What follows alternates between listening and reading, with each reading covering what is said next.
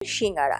একদম দোকানের মতোই কিন্তু সিঙ্গারা হবে। দোকানে গিয়ে আমরা বলি না, মামা 10টা সিঙ্গারা দেন।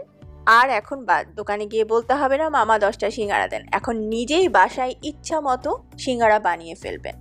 কিভাবে ফ্রিজ আপ করা যায় তাও আমি দেখিয়ে দিয়েছি।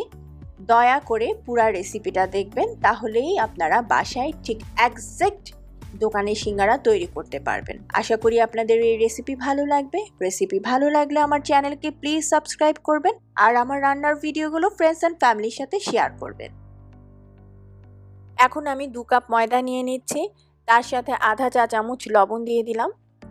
আর আমি ডালডা ইউজ করছি 2 টেবিল চামচ। ডালডার পরিবর্তে 3 টেবিল চামচ সয়াবিন তেল দেওয়া যাবে।